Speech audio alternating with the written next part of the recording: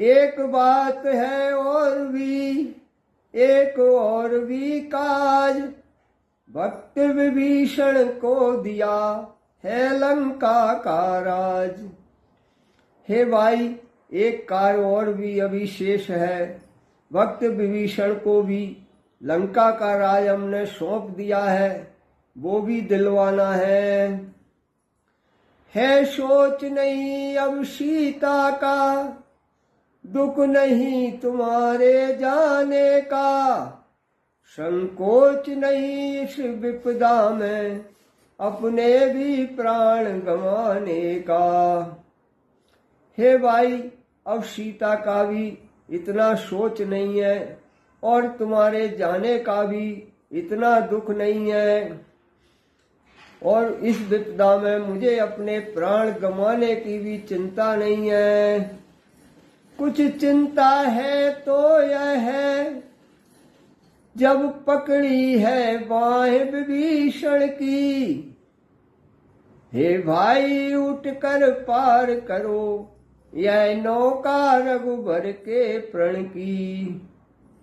हे भाई, अब तो सिर्फ एक ही चिंता है कि जो विभीषण की बाहें पकड़ी है, हे भाई उठो और इसको पार करो, क्योंकि इसमें रघुवर, इसमें मेरा वचन और मेरा प्रण दोनों ही सम्मिलित हैं।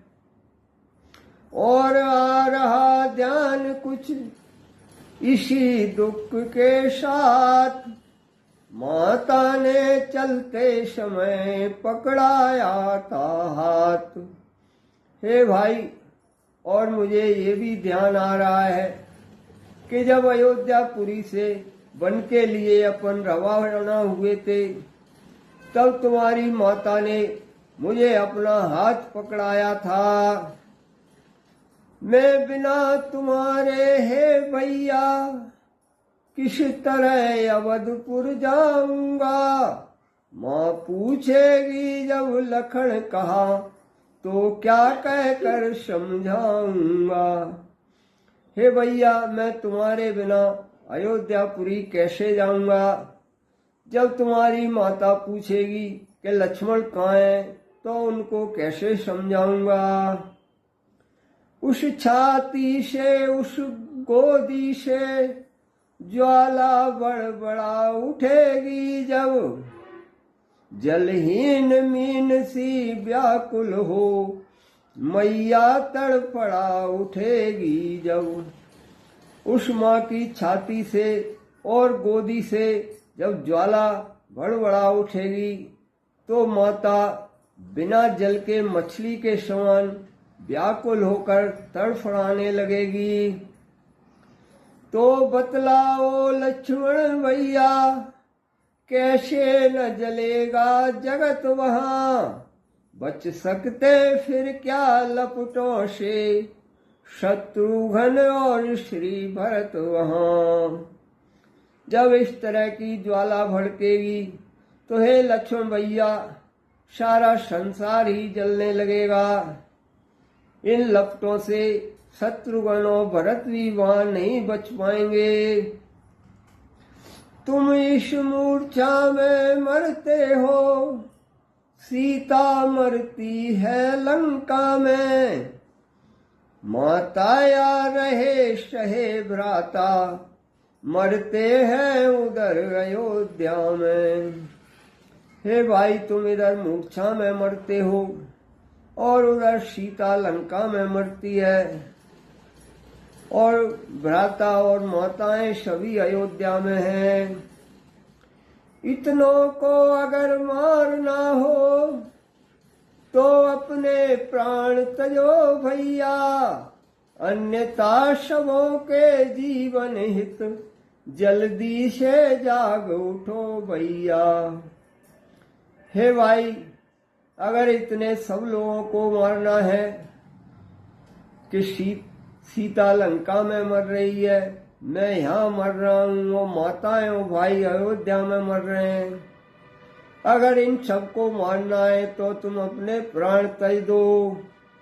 अगर आपको सबका जीवन चाहिए तो आप जल्दी से उठ करके बैठ जाइए। भाई को खोकर मिला अगर विजय का हार, तो यह बढ़कर हार से है रण का उपहार। अगर भाई को खो करके और मुझे विजय मिल भी जाती है, तो यह विजय तो मेरी हार से भी बड़ी है। धिक्कार इस तरह लड़ने पर जिसमें यह पुण्य कमाया है, लक्ष्मण से प्यारे भाई को नारी के हेतु गंवाया है। हे भाई, इस तरह युद्ध लड़ने पर धिक्कार है जिसमें कि मुझे ऐसा यश मिलेगा कि लक्ष्मण से प्यारे भाई को अपनी स्त्री के लिए गंवा दिया। मरने वाले का लाल लुधिर काला जो पड़ता जाता है, वह मेरी ही शिकरनी के कालेपन को दिखलाता है। दुनिया देखेगी लखन मरा कर्तव्य धर्म के रक्षण में, पर राम मरा कायरता से अपने ही भीतर के रण में। हे लक्ष्मण, तुम्हारा जो रुधिर काला पड़ता जा रहा है वह मेरी ही करनी का फल है। दुनिया यह देखेगी अब कि लक्ष्मण तो कर्तव्य का पालन करते हुए युद्ध में मरा, पर राम कायरता के कारण अपने मन ही मन में युद्ध करके मर गया। यह जाता है ऊंचे सिर से, पर मैं नीचा सिर किए हुए, पत्नी के हित भाई खोया काला कलंक लिए हुए। हे भाई, तू तो ऊंचा सिर करके जा रहा है, पर मैं नीचा सिर करके जाऊंगा, क्योंकि पत्नी के लिए मैंने अपने भाई को खो दिया है। यह कलंक मेरे लिए हमेशा ही रहेगा।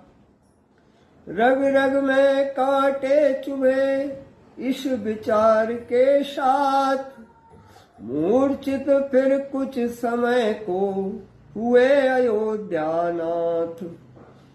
इस प्रकार भगवान विचार करते करते और कुछ समय के लिए मूर्छित हो जाते हैं। अब की जब आंखें खुली तो देखी यह बात, प्रातः पवन चलने लगा रही बहुत कम रात। अब की बात जब श्री राम जी की आंखें खुलती हैं तो वो क्या देखते हैं कि प्रातः काल की हवाएं चलने लगी हैं और बहुत कम ही रात अभी बकाया है। जामवंत सुग्रीव को बैठा कर निज पास, बोल उठे फिर इस तरह हो अत्यंत उदास। जामवंत सुग्रीव को अपने पास बिठा लेते हैं और इस उदास होकर इस प्रकार कहते हैं, जब लक्ष्मण ही नहीं तो जीने से क्या काम, बंधु बरो तुमसे विदा होता अब यह राम। जामवंत और सुग्रीव को पास में बिठा करके श्री राम जी कहते हैं, जो लक्ष्मण ही नहीं है तो अब जीने का क्या काम है। हे बंधुओं, यह राम अब तुमसे विदा लेता है।